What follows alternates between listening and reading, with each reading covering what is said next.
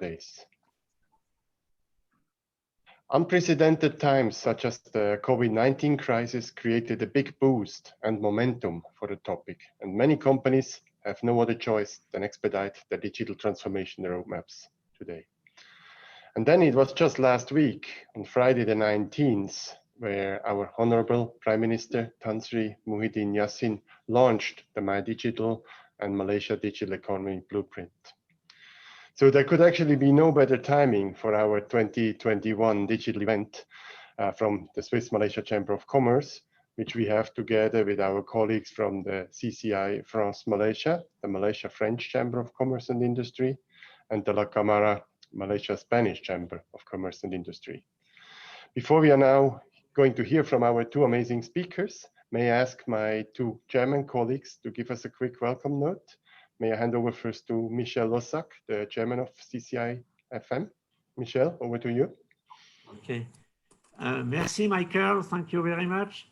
It's a great pleasure to be together with you. And I agree with you. It's the right timing, of course, with the recent announcement. And it's also the digital economy is really at the one of the most interesting topics at this point of time. I remember at the level of the Malaysian French Chamber, we did recently our own webinar on that with our members, already with Magic and MDEC, and also with we have a French organization called French Tech, which is also quite active. So we are very happy to be working together hand in hand with the Swiss Malaysia Chamber of Commerce and also with La Camara and our friends from the Spanish Chamber. Thank you. Merci beaucoup. Merci beaucoup, Michel. And then Jordi, please, the chairman of the La Camara. Over to you. Thanks. Yeah, thank you, Michael, and thanks both the Swiss Chamber as well as the French Chamber for organizing, co-organizing this event together with La Camara. And we are definitely very excited with it because I think that the Spanish companies present in Malaysia have also a lot to offer in the digital space. And as Michael was saying at the beginning, I think that COVID has disrupted a lot of our businesses and amplified the digital transformation. So I think this webinar, as well as, of course, my digital blueprint that came out last Friday, makes really a focal point for all of us. And then we shall not forget that, you know, the IoT business is going to create 14,000 new jobs in the country. And then there's an opportunity for a lot of our members as well as for Europeans to support on this transformation of Malaysia. So thank you again for the organization of the event. And I'm looking forward that later we can have an interaction between members and then grow our knowledge on this topic. Thank you.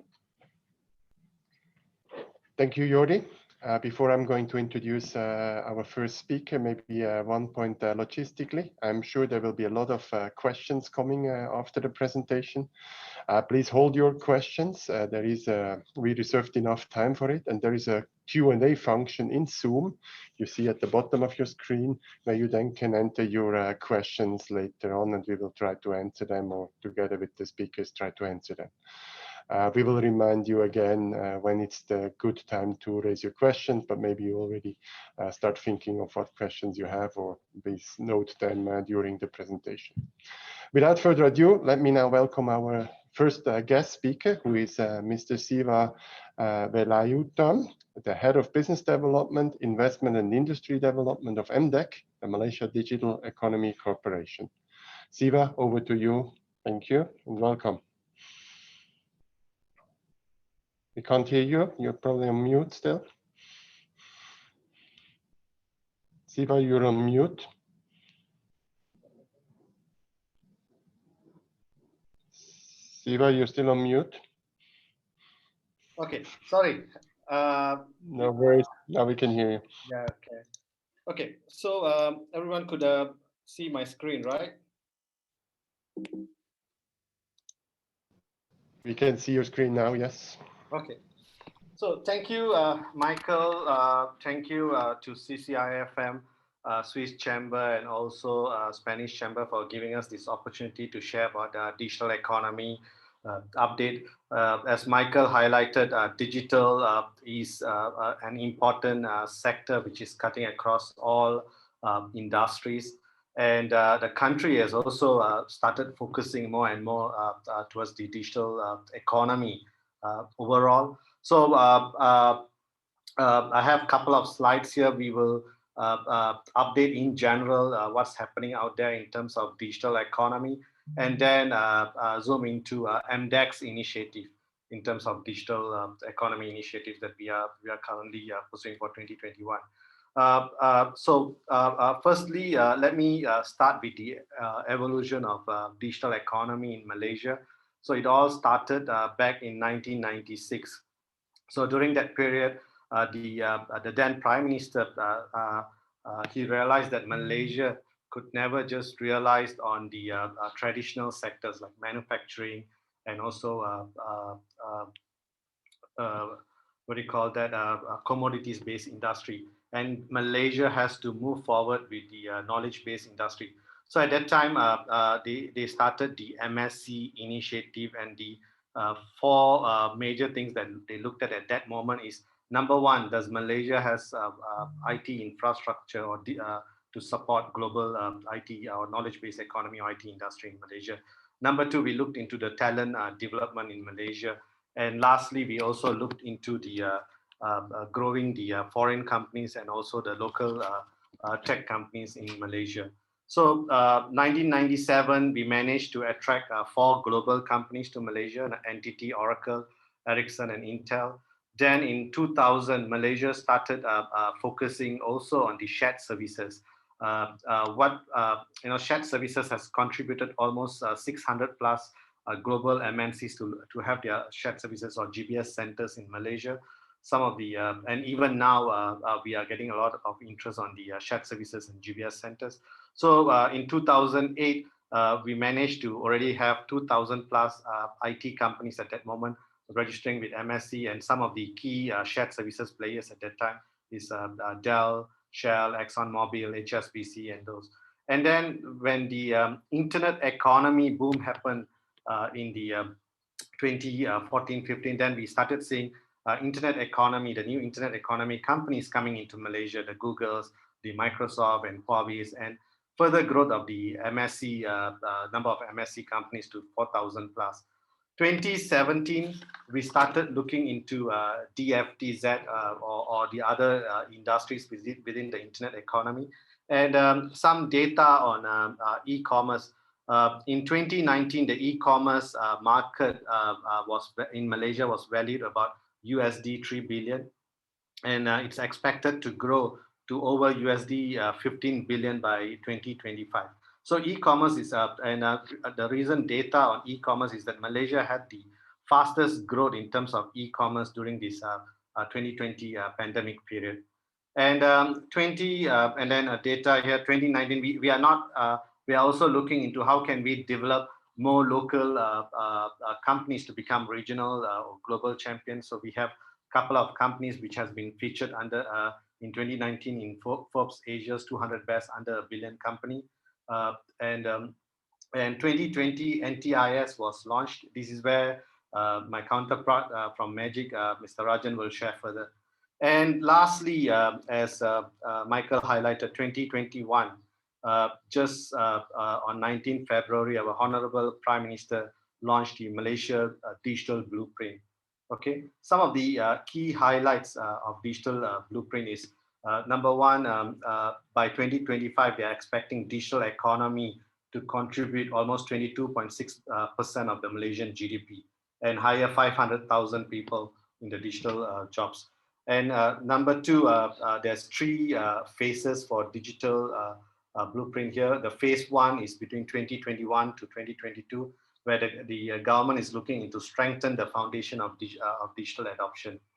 Okay. Then we have the phase 2 between 2023 and 2025, where we are looking into drive the inclusiveness of digital transformation, meaning that how can we get the entire society, the industries, the government, everyone to get into the digital technology. And phase 3, 2026 to 2030, plan here is to make Malaysia as a regional digital content and digital technology hub for the region. Okay, and some of the other highlights of the digital economy blueprint is that Malaysia is looking, we have about almost 900,000 SMEs and micro SMEs in Malaysia. The government is trying to get as many SMEs as possible into the to accept e-commerce, to accept cashless transaction. We are looking into catalyze almost 5,000 plus startup companies in Malaysia in the next until to 2030, and then to further attract another 70 billion of new digital investment into the country. And apart from that, from the government side, they are also looking into all government engagement will be cashless transaction. There will be a further boost to our cloud first strategy and stuff. Okay. Coming back to MDEC. So moving forward, especially 2021, MDEC is looking into 3 major things here. Number 1, we are looking into how can we produce more digitally skilled Malaysians, okay, where we are looking into fresh talent, upskilling the existing talent, and also try to facilitate more effectively and efficiently hiring of foreign knowledge workers into Malaysia, especially in the digital industry. Number 2, as I shared earlier, the government is looking into digitalizing the entire industries in Malaysia. Okay, and lastly, we are going to look into how can we complete the digital ecosystem in Malaysia by attracting the top incubators, accelerators, the VC ecosystem in Malaysia, as well as the strategic technology companies to set up presence in Malaysia. Okay, and in terms of digital skilled Malaysians, we understand that talent is it's a challenge everywhere. Every other country is having issues in terms of getting the right talent. Okay, so at Malaysian side, we are, as I said, there's 3 major things that we are doing. Number 1, looking into how can we produce enough future talent for the companies. Number 2, upskilling the existing workforce, and lastly, assisting with foreign knowledge workers talent pool. So in terms of the fresh talent, we have initiatives where we are working with the schools in Malaysia. So now MDEC is having a project together with the Ministry of Education. How can we train more teachers in Malaysia to know the basic computational skills, or have the basic computational skills, introduce them to computer knowledge, and also so that they can teach in schools nationwide. The curriculum has been changed where codings and stuff has been introduced to school level. Okay, that's number 1. Then we also have the digital the university side. We are trying to get more university students in the areas of computer science and IT. Okay, and couple of projects here. We are working with about 8 to 10 universities, specifically on the digital premier tech universities, where these universities syllabus are aligned to the industry's requirement. Okay, so if you are a company that would want to work with the universities in Malaysia, MDEC will be happy to connect you with the university. So some of the skill sets that we are prioritizing is, example, the data skills, AI, cybersecurity, digital content, IoT and stuff.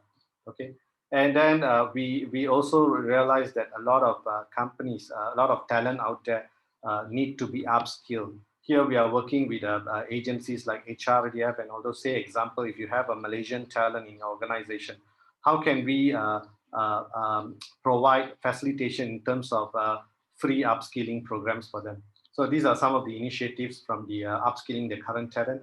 And lastly, we are also working on the latent talent or potential talents for the future. So we have initiatives like e-Usahawan. E-Usahawan, basically, we are looking into youths out there. How can they get into digital kind of business? Okay, either basic stuff from e-commerce to more advanced stuff. Then we have a program called e-Rezeki, where we are getting the B40 population in Malaysia. You know, rather than selling their product in the current way, how can we educate them about online promotion? For example, how can they promote their solution in Facebook or Instagram and try to get global customers? And lastly, we also look into the latest one is the Glow online workplace, where we are trying to encourage more Malaysians to become freelancers. Okay, how can they be connected to freelancers before they become freelancer? How can we provide training for them to become a freelancer, become an online copywriter and all those stuff? Okay. And during this pandemic period of 2020, we have gone and trained a lot of these Malaysians into either upskilling them or provide training for them to become freelancers and stuff. So far, we have trained about 10,000 participants from November 2020, and these individuals have started providing their services online and generating almost 2 million at the moment. So the government is trying to prioritize this, apart from the current talent looking for jobs with the industries out there. How can they be a job producer? Okay, how can they be an entrepreneur? How can they get into these sharing economy platforms and provide their service online? Okay, these are some of the priorities of MDEC. And if you are an organization which looks into talent development, do get engaged with MDEC. We have a platform or site within MDEC site where we have highlighted all the training providers out there and the programs that they are offering. Okay, that's also a priority for us to develop more digital ready talents of the future.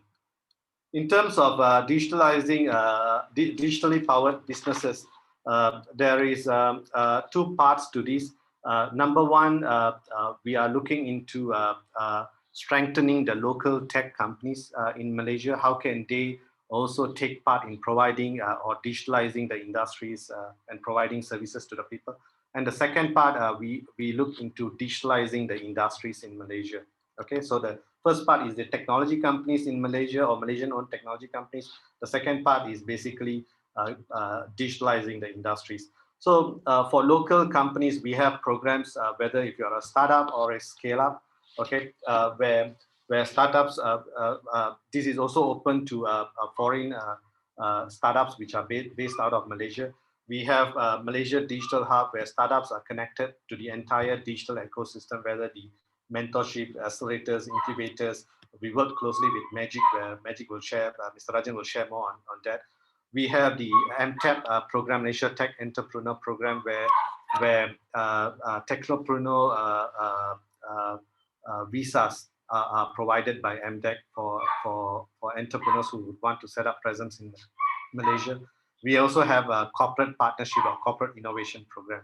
For more scale-up companies, we have a separate program called GAME, where we try to connect them to the market in Southeast Asia. We try to amplify their impact to the region and also markets, businesses in Malaysia. We try to facilitate VC investment to these companies. Okay, those are some of the programs to develop the local entrepreneurs.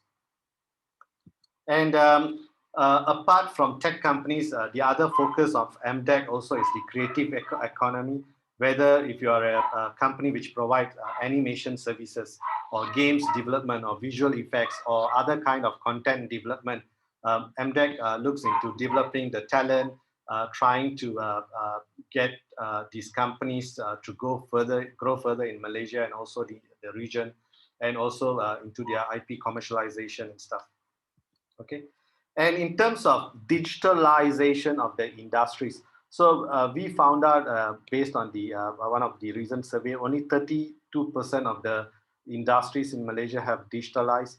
And in terms of the industry sectors which have digitalized, we found out that the industries like business services, FSI, and oil and gas, based on that ranking, okay, they are at the top tier of digitalization. Industries like manufacturing, which contributes 22% of the GDP, retail, 15% of the GDP, it's at the lower mid-tier of digitalization. Industries like all the other industries like plantation, education, tourism, and all those is at the lowest level of digitalization. So based on this McKinsey report also, it says that if Malaysia managed to digitalize all industries, that will add another 400 billion to our Malaysian GDP. So in that context, the government is looking into the digitalization of industries. Okay, so if you look at the graphic on the right side, so it could be a basic company where they are looking into SME, which is looking into digital presence, all the way into data analytics and automation and stuff. So MDEC has a couple of programs for this. For large companies, we have the DISF grant, where MDEC work with MIDA, where the government is looking into up to 500,000 of matching grant for them to get into automation and stuff. And then for mid-tier companies, we have Data Kita program where we try, these companies have customers, but they have not used it's not a data-driven business yet.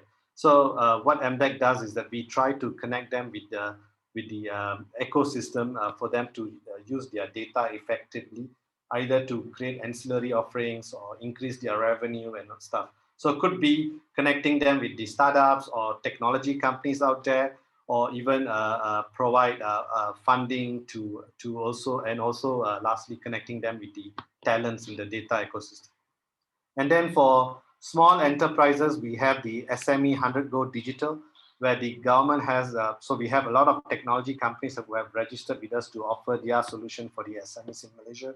The government is providing a matching grant up to 5,000 per SMEs for them to look into basic digital tools, could be CRMs, could be financial tools and stuff. And then for micro SMEs and individual entrepreneurs, we have a program called Go E-commerce, try to get them into selling their products into e-commerce platform, and also teaching them basic stuff about promoting their solutions in the Facebooks, the Instagram, the TikToks and stuff. And in terms of digital investment, as I said, investment is also a priority for Malaysia. Malaysia has done very well in terms of the, I would say, GBS or shared services sector. We have been ranked last 16 years as the 3rd best shared services location in the world. So even during the pandemic, last year, 2020, there was a lot of new investments, new setups in Malaysia in terms of GBS setup. So some of the major thing about Malaysia is a lot of companies have said that they were not very much disrupted on the work from home arrangement in Malaysia compared to their presence in, example, the Philippines or India.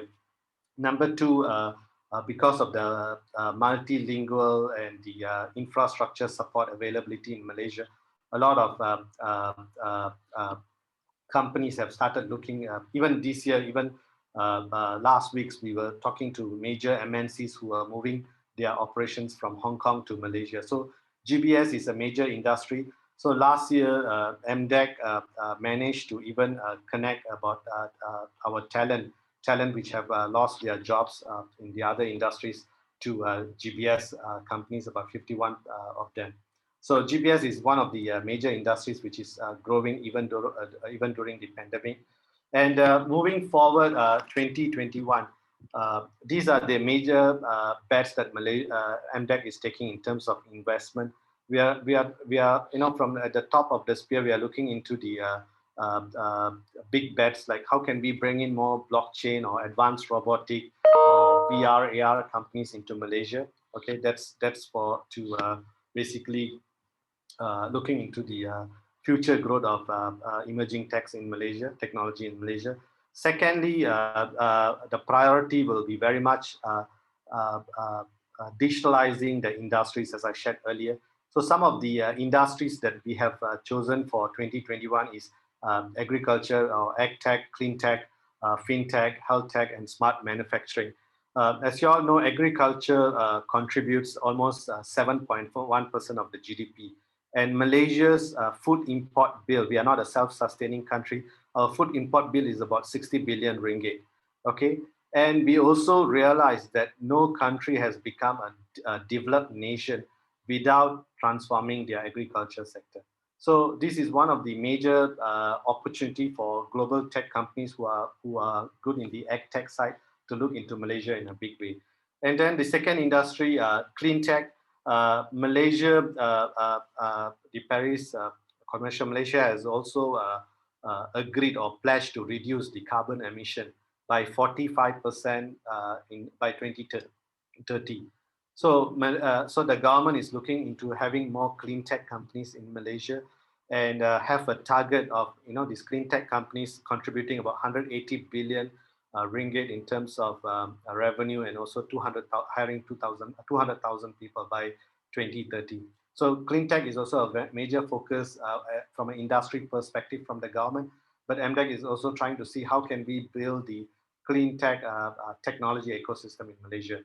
Fintech, as you all know, one of the major industries. A lot of we keep getting fintech companies inquiry about setting up in Malaysia, and one of the major advantage of Malaysia is also the Islamic fintech.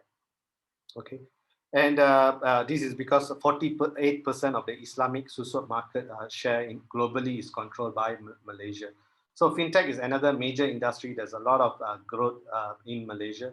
Health tech is also very important because not only the world, Malaysia also is moving towards the wellness services as opposed to the illness service of the past. So it's very much of the wellness, and a lot of new services in terms of wellness, whether it's telemedicine, digital healthcare, and all those stuff is going to emerge. And the country, in terms of GDP contribution of health tech, it's still very small, about 1%. But in terms of the budget that the government is spending, it's more than 10%. So there's a lot of opportunity to look into health tech sector in Malaysia. And lastly, the biggest sector is smart manufacturing. As I said earlier, it's contributed 22% of the GDP. A lot of opportunities in terms of digitalizing the manufacturing sector in Malaysia. So we are looking for global companies, local solution providers to look into smart manufacturing. In terms of focus tech, the target will be to get more AI companies, cloud computing, data centers, cyber security providers into Malaysia. Let me touch on data center. Data center is also another hot investment sector opportunity for Malaysia at the moment. Singapore is having their moratorium. They could not have more data centers or even submarine cables connectivity into Singapore because they are over capacity. So there's a lot of opportunities in Malaysia, and we are engaging with all the largest global tech companies of the world for them to set up their data centers in Malaysia. Okay, and lastly, we are not going to let go of the business services or GBS industry. There is still a lot of inquiries in terms of call centers, BPO operations in Malaysia. We are trying to build more secondary cities to have these kind of operations. On the existing GBS centers, we are also trying to get them move up the value chain by introducing RPA and analytics and stuff. Okay, so in terms of investment, there's a lot of we are looking into two major areas. The first one is the GBS companies or the large MNCs, which are looking into making Malaysia their home to provide service to the other operations around the world. And that is something Malaysia has always been good at, and we keep on getting a lot of investments in that area. But at the second side, we are looking into how can we build an ecosystem and bring in more technology. We look forward to work very closely with all the chambers out there, especially French chamber, Swiss chamber, Spanish chamber, to see how we could help your companies who are in France, Switzerland, or Spain to look into opportunities in Malaysia, or your large companies to use Malaysia as your GBS hub. Thank you very much. Thank you, Michael. Thanks a lot, Siva. Very interesting insights. A lot of activities on the way. I wish you personally good luck and a lot of endurance with them. I'm sure you raised a lot of questions for the other attendees. Again, the attendees, please hold your questions. We come back to your questions after the next presentation. Rest assured, we reserve enough time for this one. Thanks again, Siva.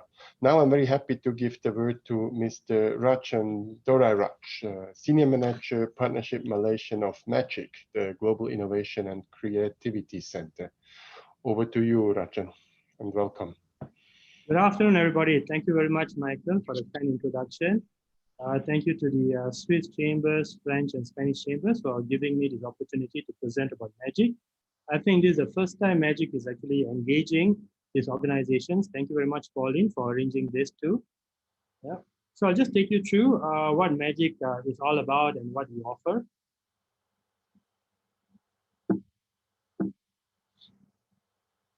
Okay. So I'll just take you through a bit of the startup landscape globally and also in Malaysia, right? So, so we are looking at about a $3 trillion value, right, in the global startup economy itself, and you know, which is figures on the G7 economies. So Asia Pacific itself, especially Southeast Asia, has shown a great you know, growth in the number of startups, and of course the startups contributing to its economy. And if you look at the Global Innovation Index, Malaysia is ranked 33 out of 131 countries, where, you know, the number of startups, you know, that contribute to our economy and does the kind of innovation. So pretty much not a bad figure, but definitely can be improved. Yeah, and of course, this is at the global stage. However, due to the study that was done by Startup Genome, they have ranked Malaysia, or Kuala Lumpur, as the 11th emerging ecosystem in the world when it comes to startup. And of course, this study was done last year by MDEC and Startup Genome. Thank you very much, MDEC, for doing this. Yeah, so at least we have got some information regarding Kuala Lumpur itself when it comes to the startup ecosystem. So as you can see the numbers here, at early stage funding, we are looking at 99 million US dollar. There's still an opportunity for growth. The ecosystem itself is about 15 billion, looking at the Malaysia market.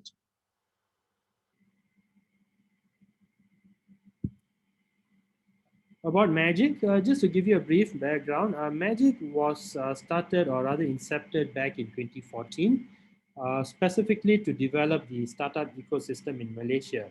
Prior to this, MDEC was leading the charge of developing the ecosystem. When MDEC was set up, MDEC has passed some of the baton, I would say, to MDEC, but we still work together, especially when it comes to the early stage startup to mid stage startup.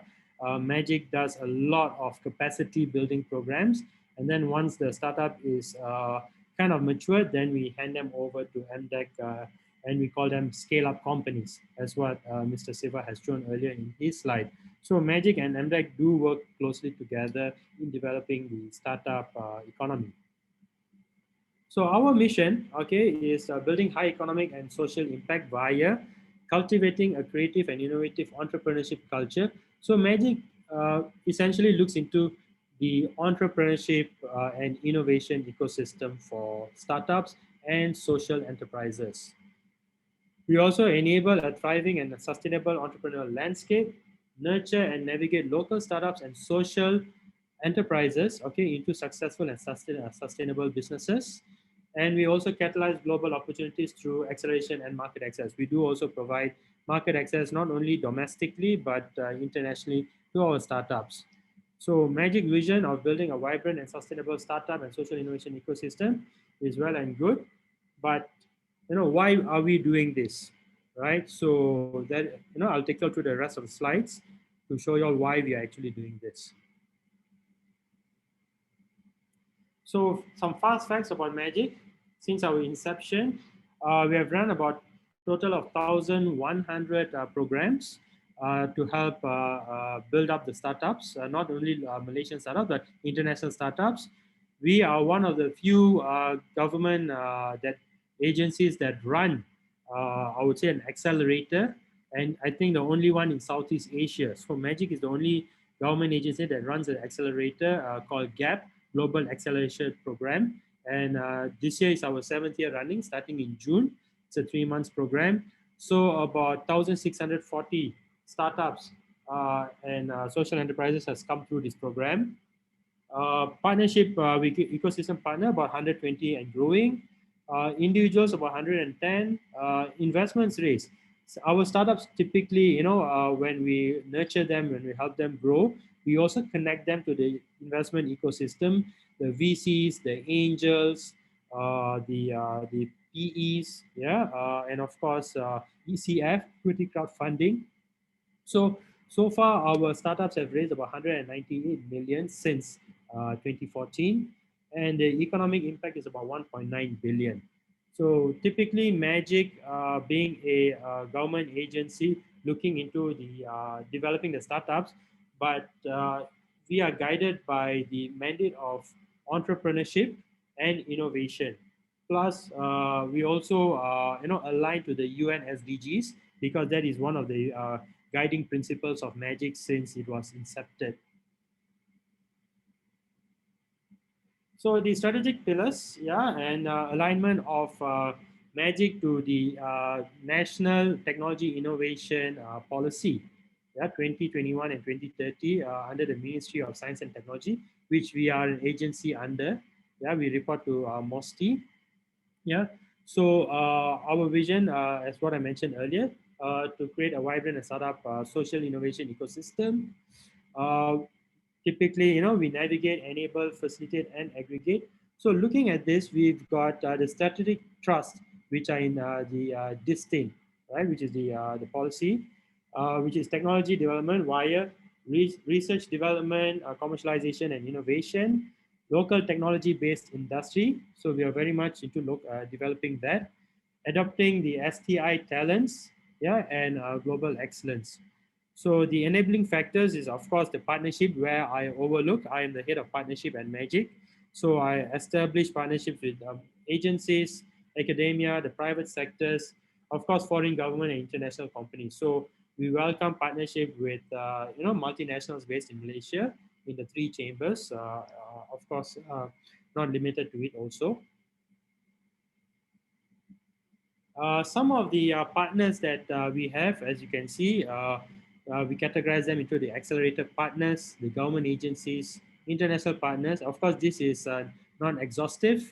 Corporate partners, we are growing them because they are a very key component of this, especially when it comes to corporate venture capital, benefit partners, and investment partners. So MDEC, we've got 2 offices, Cyberjaya has our HQ, and we have one in Sarawak called Borneo 744. That's basically the address in Sarawak, in Kuching.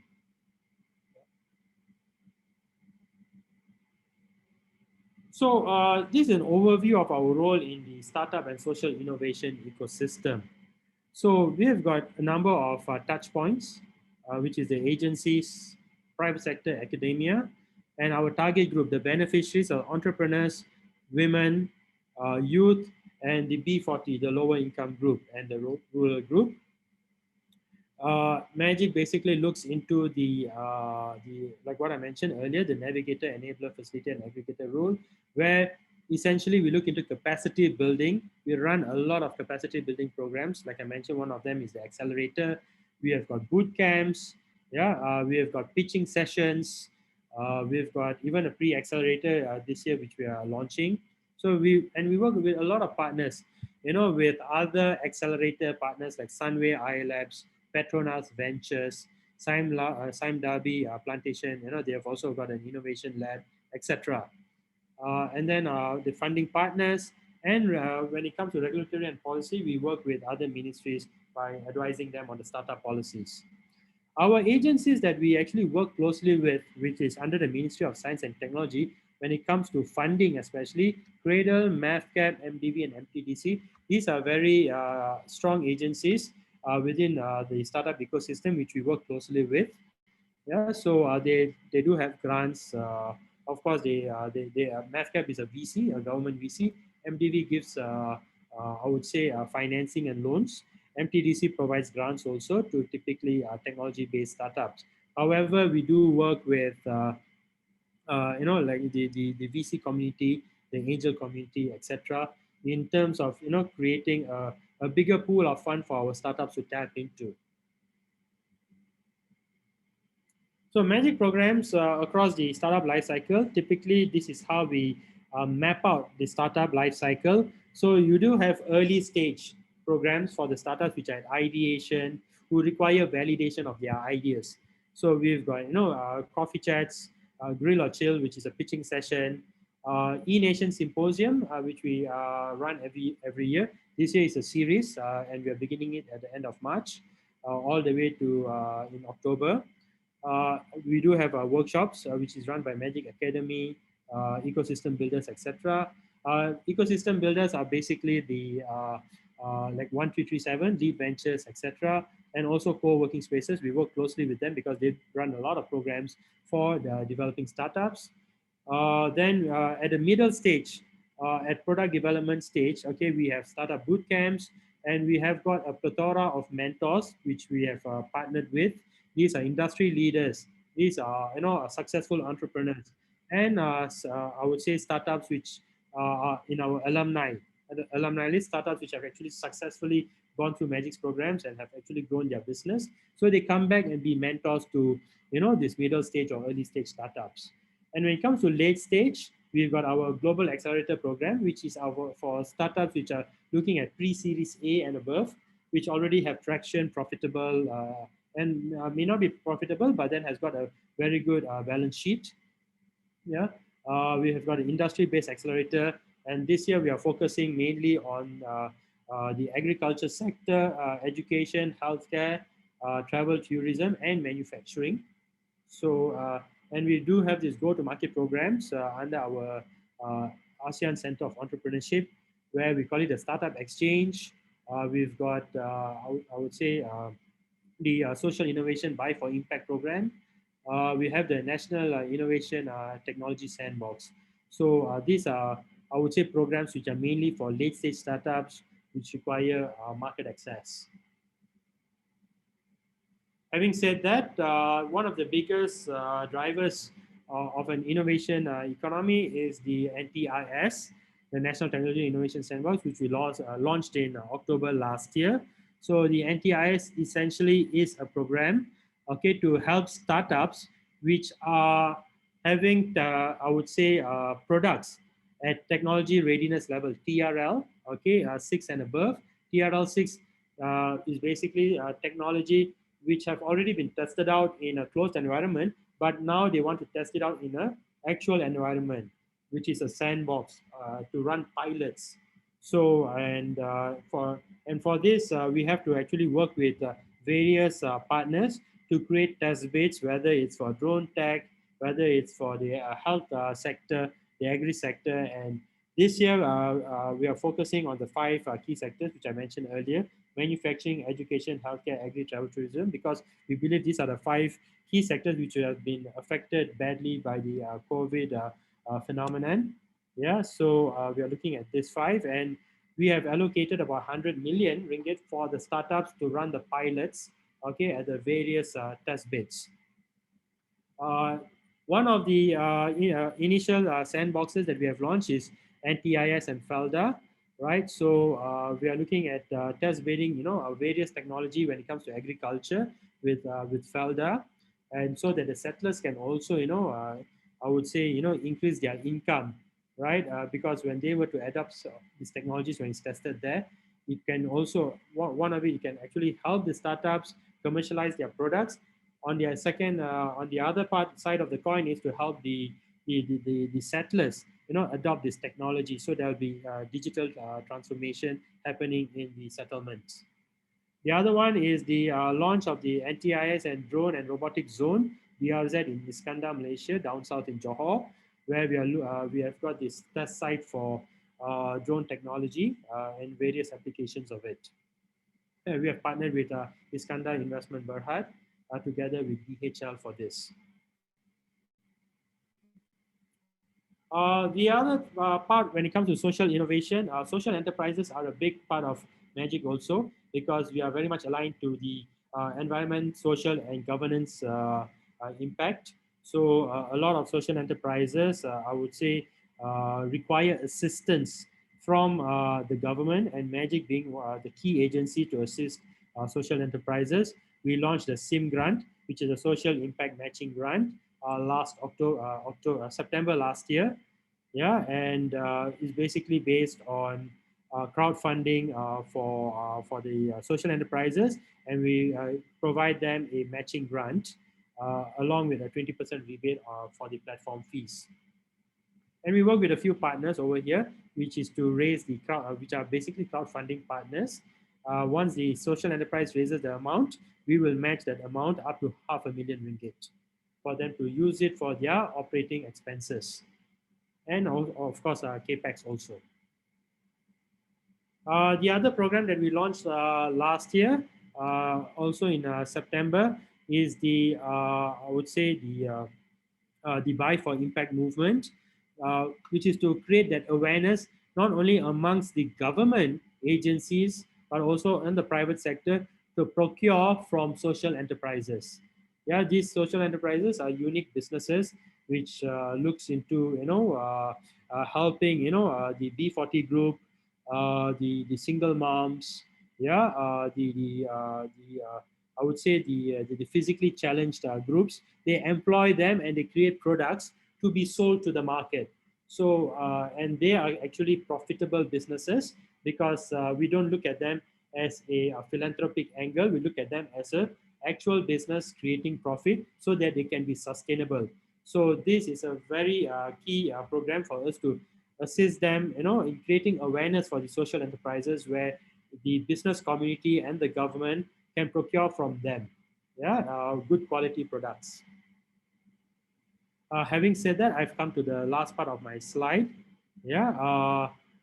So overall, yeah, I would say in a nutshell, MDEC has got various collaborative partnerships, because we really believe in this.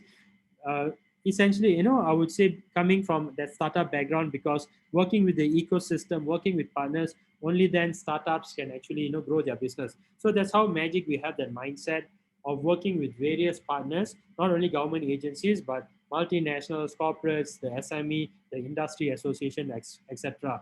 Through that, we could launch programs that could impact our stakeholders, which are the startups and the social enterprises, as you can see here. Yeah. So having said that, I would like to thank you very much for giving me these opportunities, and I'm open for Q&A. Thank you. Thank you, Mr. Rajen. Q&A, I think, was the right buzzword. This is led by Pauline, committee member also from the SMCC. Pauline, over to you. Do we have questions already? Thank you very much, Michael. Thank you so much, Siva and Rajen, for presenting us, the latest things for Malaysia. So far, we have not received any question. So maybe I pose some questions to Rajen. So when are you going to run your Global Accelerator Program this year? I've been following in the last few years, and it was quite interesting. And if you can also share, what was the result of the previous Global Accelerator Program? How did they fare? Each year, I think we have 20 to 30 companies participating. What is their progress today? And when is the next upcoming event? Thank you for the question, Pauline. So this year, GAP will be launched in June, and we will have our demo day in early September. So it's a 3-month program, very intensive. And from 1,000 over applicants, we typically select only 40. And the graduation rate is only about 30, 31 startups that just graduate from it. So it's very intensive. And it's a fully paid program for the accommodation, the stipend, etc. And we every year we have got like a 10%, I would say, participation from international startups. Last year was the first gap that we did virtually. Typically, from last year and of course the year before that, the number of startups that I would say are successful in terms of growing their business, at least, moving to series B and C will be at least about 30% of the whole cohort. Yeah, so for each cohort, about 30% moves up the, I would say, scale up their business to at least series B and C in terms of funding and in terms of revenue generation. So about 30%, goes to the next stage. Yeah, the rest of them, of course, and that also is within a period of 2 years. Yeah, within a period of 2 years, because typically we measure the outcome of each gap cohort for 2 years. And in the 2 years, we provide them various facilitation in terms of international market access, local market access, and of course, access to investments.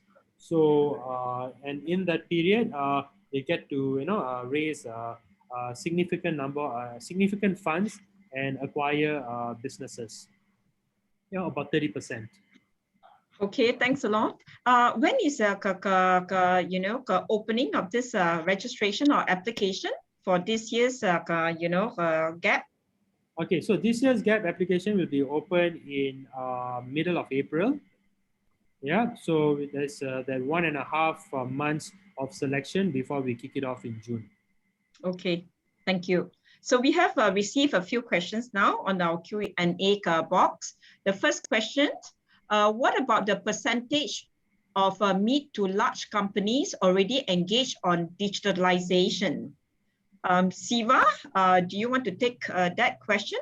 Yes, I don't have a direct answer, but the what we did was we worked with FMM. FMM has the 2,000 of the largest manufacturers in the country. They have registered with FMM. So we did a digitalization survey with FMM a few years back. And based on this survey, it was interesting. The manufacturers were involved in the semiconductor industry, and mostly in the what do you call that, the PJ area and also the Penang semiconductor companies. They are almost 85% digitalized. Wow. Whereas the other manufacturers, okay, who are in the other type of industries, like example chemical, food processing and all the stuff, they are at a lower rate of digitalization, below 25%. So that's the stark contradiction between these type of industries. So we don't have, so the overall percentage doesn't work here because it's all based on the industries. Different industry. Okay, thank you very much, Siva. Okay, the next question is from Anonymous. Is there any government funds that will be allocated to ESCO, providing energy performance using digital solutions? Would you have any answer to that, Siva? Okay, sorry. I don't have info on the Ministry of Energy or their agencies' grants or incentives and stuff. But then from the MDEC side and MIDA, we are working on the DISF grant. If it's a large local company looking into automation, whether it's the energy service company providing the solution to this energy company, and they would want to automate, then you could look into the DISF pilot project. You can connect further with MDEC for me to connect you with the right person. Okay, thank you. The next question is from Michelle Gilmore. And any IoT programs in the plantation sector supported by MDEC or MAGIC? So you did mention about, focusing in agrotech. Do you have specific programs, in this area that you want to share with Michelle? Okay, maybe I could start first. Yes, at MDEC side, we do have a specific team to look into digitalization of the plantations or agri sector. They have started looking into crops, like example chili plantation. We have even worked with the Dutch Chamber on plantation in Cameron Highlands. So we have taken a couple of companies there. So there is a program, and there's also some government matching funds to digitalize the agriculture or plantation sector in Malaysia. Do connect. I could connect with the right team which is in charge of this program. Okay, thank you. So, yeah, I'd like to add on. Yeah, just on our part, of course, there's the sandbox, the NTIS. Yeah, so the sandbox runs a lot of pilots in plantations, not limited to drone tech. So IoT, any technology, yeah, as long as in the agri sector, you can go to the sandbox.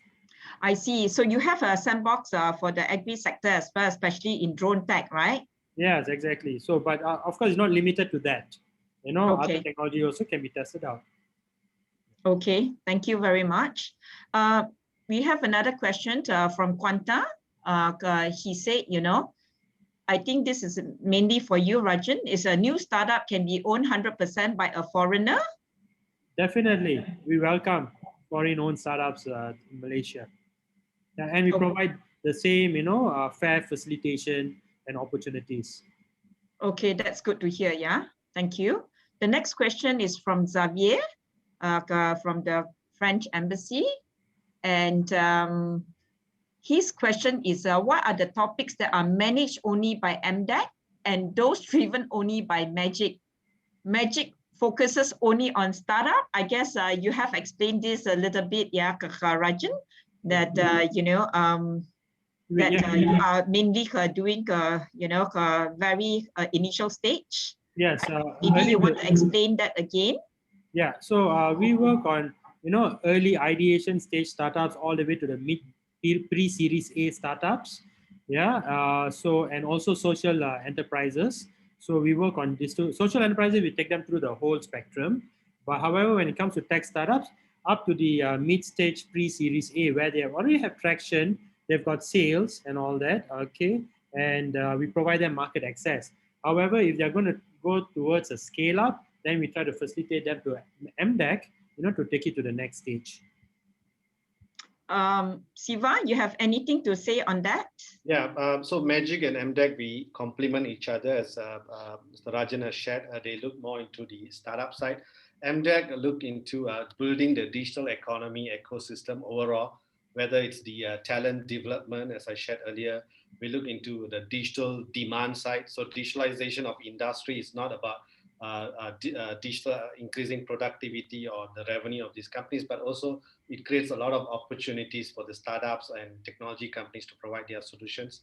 At the other side, we also the other parts of the ecosystem where we try to create jobs by getting more global business services to set up in Malaysia, and also work with MAGIC also to attract the test beds, the incubators, accelerators, and others to set up in Malaysia. Okay, I think yeah, we are just in time. All right, I think that's all for our Q&A session for now.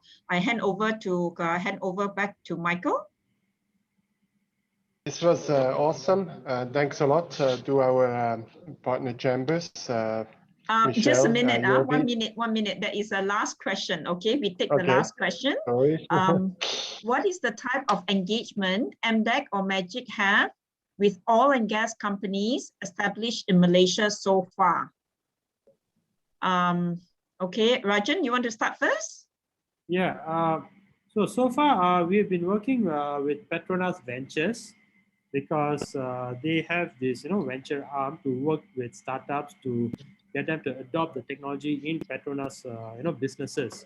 So mainly with them at the moment. Okay. Yeah. All right, thanks. Siva? At the MDEC side, we have the technology providers who are registered with MDEC and enjoying the MSc incentives, whether it's the tax benefits and FKW and others. And we also have most of the global oil and gas companies who have set up their shared services in Malaysia. So we are also supporting them in terms of their connecting with the talent ecosystem and etc. All right. Jordi has to make a comment. Yes. Jordi has to make a comment, I think. Yeah. Before we finish, I just wanted to mention about a program, and I know it's not with MDEC or Magic, but it's with MITE, and it's a program for development of R&D between Malaysia, MITE, and the counterpart in Spain for development of R&D in the space of smart cities, including agri-tech and digital health. So the program now is open. By the way, we're closing in about 4 weeks from now, and I think that it's a good forum to mention. Thank you. Thank you. Definitely worthwhile to mention. Thanks for this, Jordi. Maybe again, then before we wrap up, thanks first of all to our partner chambers. Jordi, any last words from your side?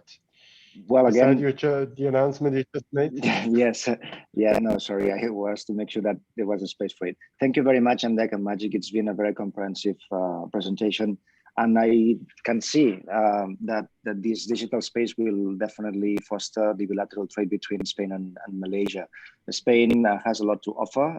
Barcelona is one of the big capitals in Southern Europe in the development of startups and digital transformation. But I always emphasize on the possibility to bring talent from that part of the world to Malaysia, to mingle with Malaysians and together to develop new products or solutions. So again, thank you very much. And I hope that La Camara, together with the Spanish government, we can develop new programs between your agencies. Thank you. Thank you, Jordi. Thank you, La Camara. Michelle, any words from you before we wrap up? Okay, yes, thank you, Michael. Thanks everybody for the interesting presentation, which complement with the one we had before at our level with MDEC on the Magic.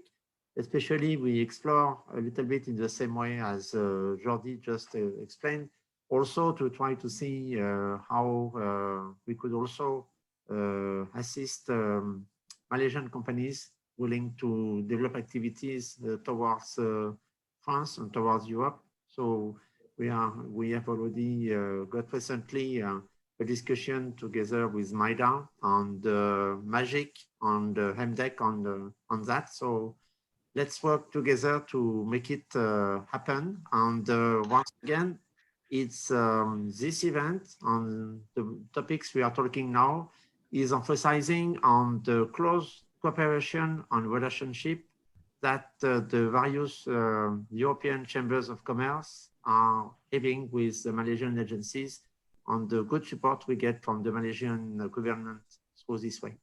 Thanks to everybody. Thank you, Michelle. I can only echo on this one. Thanks a lot to the two speakers, Rajen and Siva. Very comprehensive, very interesting. A lot ahead of us, also from the Swiss Malaysia Chamber of Commerce. Thanks a lot for being with us. Thanks to all the attendees to be with us this afternoon.